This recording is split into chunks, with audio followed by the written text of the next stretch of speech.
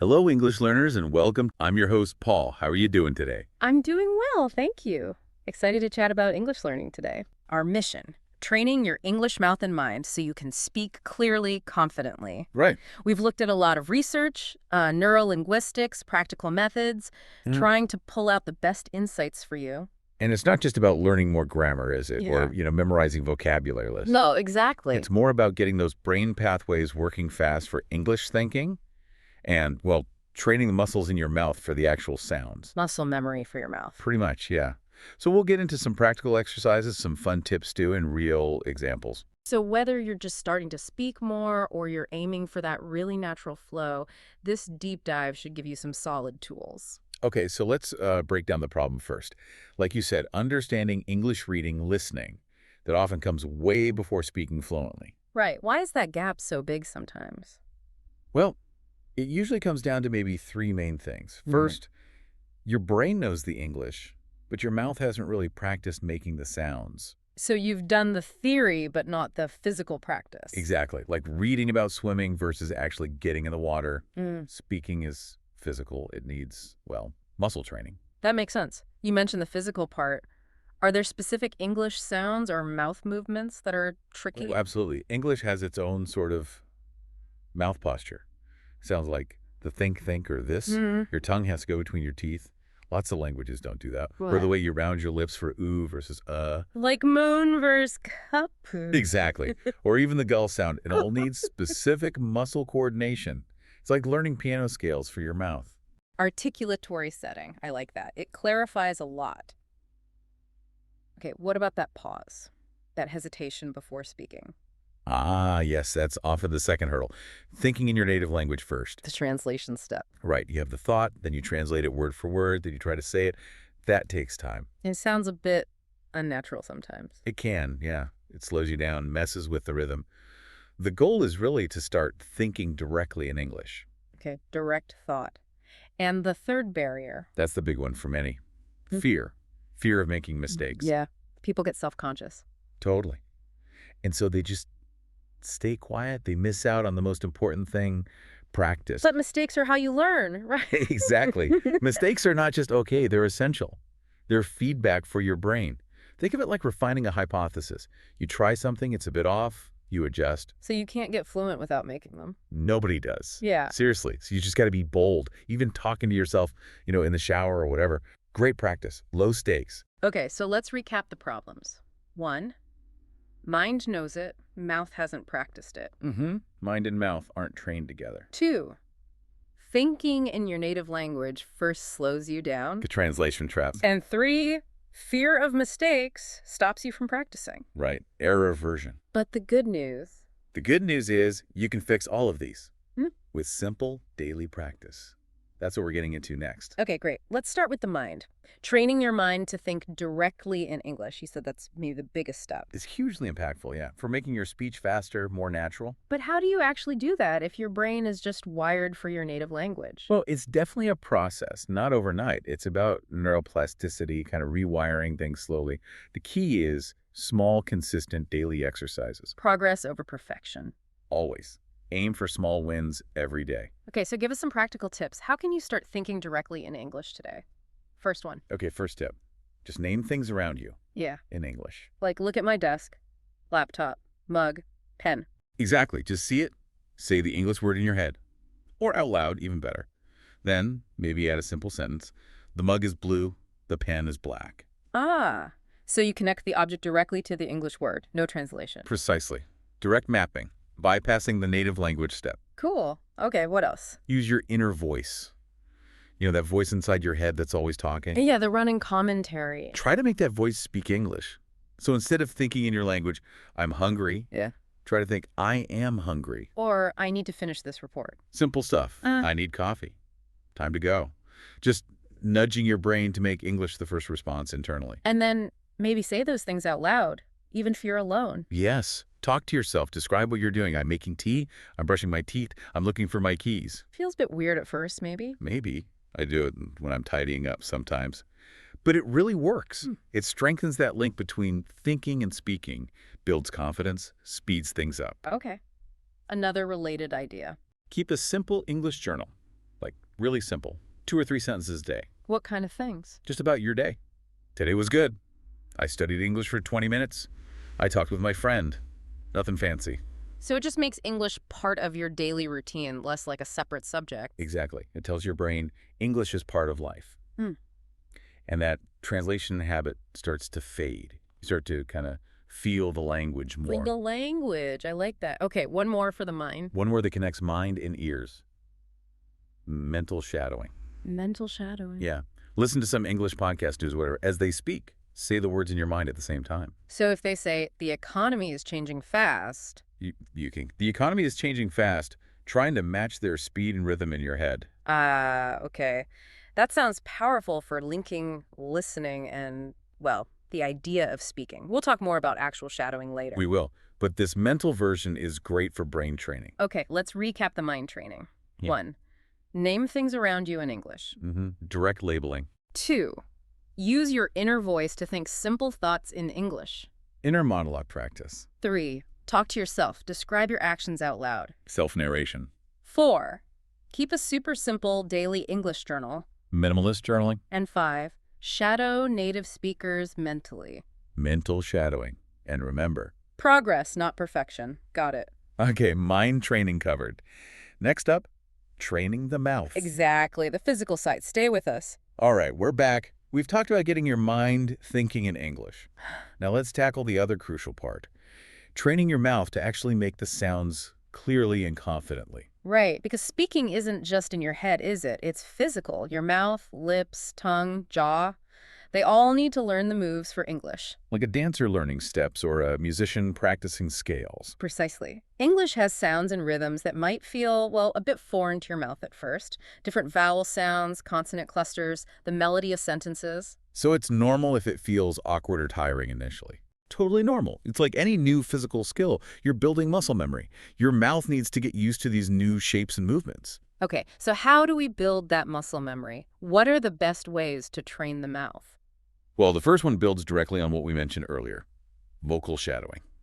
Okay, so this time actually saying it out loud. Exactly. Listen to a native speaker. Short clips are good to start, maybe from a video or podcast.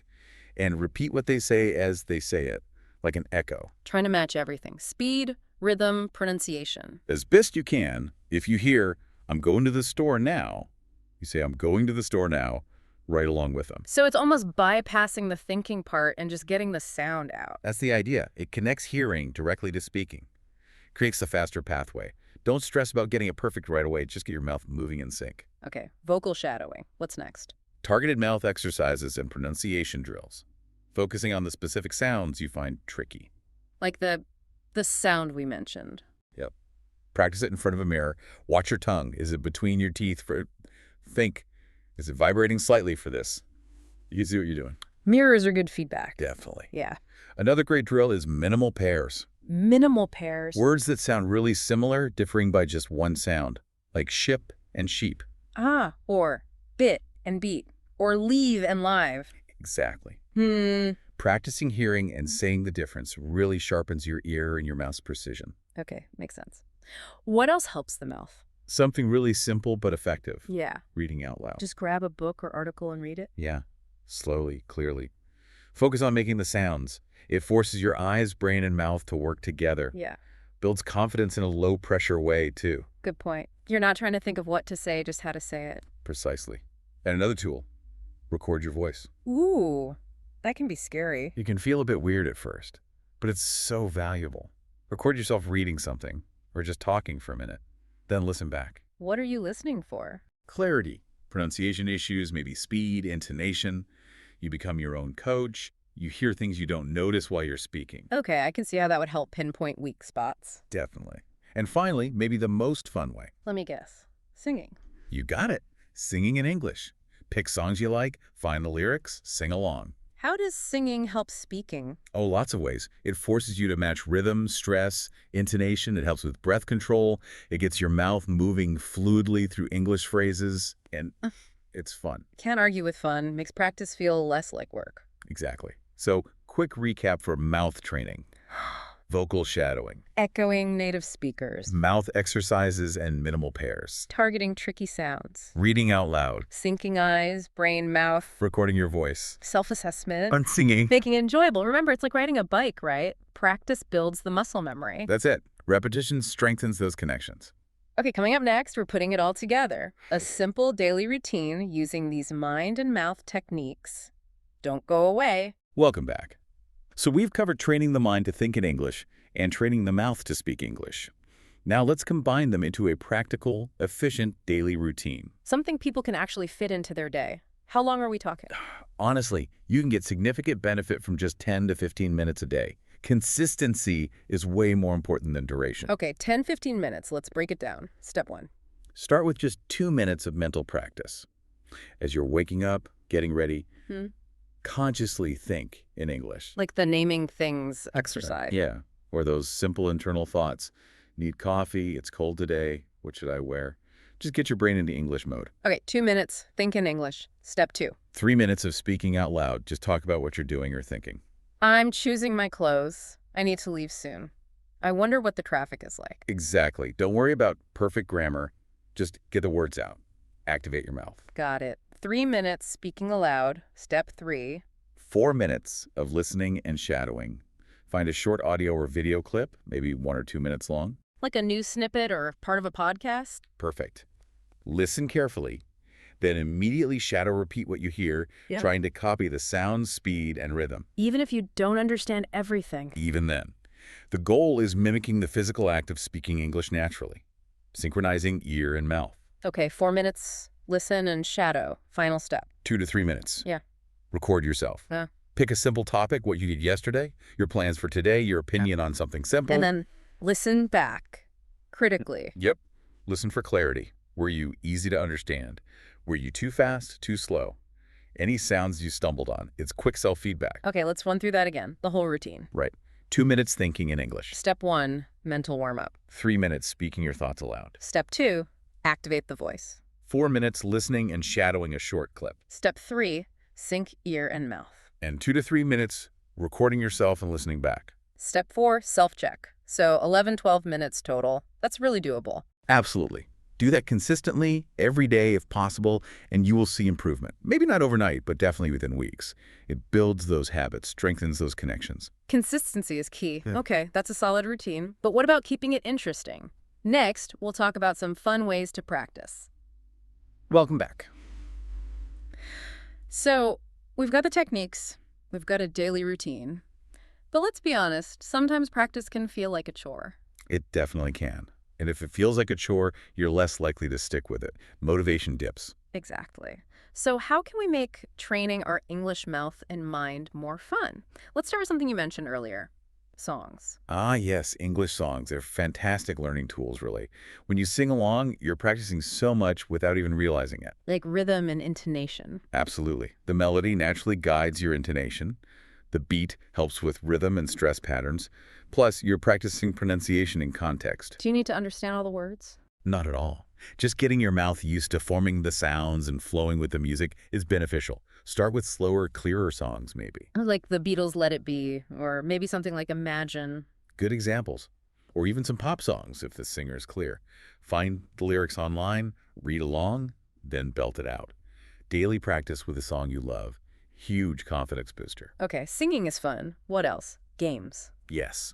Language games aren't just for kids. They work wonders for adults, too. They make your brain work fast in English. Like what kind of games? Well, a classic is 20 questions. Right, think of an object. Someone asks yes-no questions to guess it. Great for vocab and forming questions quickly. Or how about a word chain game? How does that work? Simple.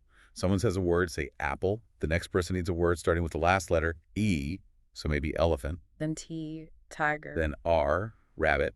It forces quick thinking in English. Plus, there are tons of apps now, right? Duolingo, WordWall, Quizlet. They make learning feel like a game. Gamification definitely helps. Okay, songs, games, one more fun technique. Role play. Pretending to be in real situations. Ah, like acting out scenarios. Exactly. Pretend you're ordering coffee. Hi, can I get a large latte, please? Sure, anything else for you? No, that's all, thanks. Perfect. You can practice tons of situations. Shopping, making a phone call, going to the doctor, Asking for directions? Can you do it alone? Definitely. Yeah. Talk to yourself in the mirror, playing both parts, or do it with a friend.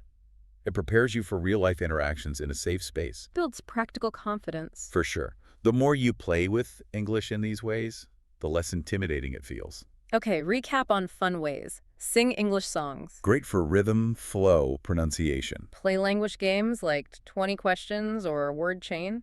Makes your brain faster in English. And use role play for real-life situations. Those practical speaking skills. The key is making it enjoyable, not just another study session. That way, you'll actually want to keep doing it. Exactly. Avoid that burnout. Okay, next, let's look at some real people who use these ideas and some common mistakes to avoid. Welcome back. To wrap things up, let's talk about some real people, real English learners, who actually use these kinds of techniques and saw big improvements, and then some common mistakes to watch out for. Yeah, hearing real examples can be really motivating. It shows this stuff actually works. Like Fatima from Morocco. She used to be really nervous about speaking. What did she do? She started talking to herself in the mirror, just 5 minutes a day, describing her room, planning her day out loud in English. 5 minutes. That's it. That's it, but consistently. After about a month, she said something amazing happened. She told us, I realized I wasn't translating anymore. The English words just came out. Wow. That simple habit rewired her thinking. It really seemed to. Then there's Ravi Yeah. from India. He found watching certain shows helpful. Like cartoons. Sometimes, yeah. Like Peppa Pig initially for simple sentences. But later, things like animated series, maybe Avatar, The Last Airbender, or even stand-up comedy. Things with clear, dynamic dialogue. What did he get from that? He said it helped him understand faster speech, catch different accents, and importantly, hear how phrases naturally flowed so he could repeat them more easily. Targeted listening. Okay, and one more. Lynn from Vietnam. She was consistent with voice recording. Every Sunday, she'd record herself talking for a few minutes. Did you find it helpful? Initially, she hated hearing her own voice, but she stuck with it. Now she says she can literally hear her improvement week by week. Better clarity, smoother flow. It keeps her motivated. So these people didn't have magic solutions. They just practiced consistently, creatively, and built confidence. Exactly. Small steps, done regularly. That's the secret sauce. Yeah. You don't need perfect conditions to start. Okay, that's inspiring. Now, what about the flip side? Common mistakes people make when trying to improve their speaking. Ah, yes. Knowing the pitfalls can help you avoid them. Mistake number 1. Still translating everything in your head. We talked about that. It just slows you down. Massively. Creates that delay, that unnatural rhythm. You really have to push yourself to think directly in English. Even starting with simple things. I'm tired. Where are my keys? Direct thought. Okay, mistake number 2. Focusing only on grammar rules and not actually speaking. Like studying the recipe but never cooking? Perfect analogy. Grammar is the foundation, sure, but fluency comes from using the language, making sentences, trying things out, even if they're not perfect. Speak more. Study grammar enough. Don't let grammar study replace speaking practice. Right. And mistake number 3, being too afraid of making mistakes. That fear that paralyzes you. Exactly. It just shuts down the whole learning process. You have to accept that mistakes are part of it. Even native speakers mess up sometimes. True. We say awkward things or forget words all the time. So be brave. Try. Experiment. Learn from the slip-ups. Don't let fear win. Okay, so the big mistakes to avoid. Don't translate in your head. Think directly in English. Don't just study grammar. Make sure you're actually speaking. Prioritize production. And don't be afraid of mistakes. They're learning opportunities. Embrace them. Turn fear into fuel. Excellent. Okay, let's wrap up with some final thoughts and encouragement. Right. So as we finish up this deep dive, the main thing to remember is this. Training your English mouth and mind. It's not really about being perfect. Not at all. It's about being consistent. It's about being brave enough to try even when it feels awkward. And it's about staying curious about the language. Will said. Every single time you try to say something in English, even if you stumble, even if you forget a word, you are making progress. Each attempt is a step forward. Don't discount those small steps. They add up faster than you think. Absolutely. And maybe here's a final thought to leave you with. Okay. Think about fluency, not as some fixed destination like a mountain peak you have to reach perfectly. Right. Think of it more like a living skill, like gardening, something you nurture every day with small actions. Consistent, maybe imperfect, but daily actions. So the little imperfections in practice today. How might embracing those small imperfections, those daily efforts, actually lead you to a level of fluency tomorrow that might really surprise you?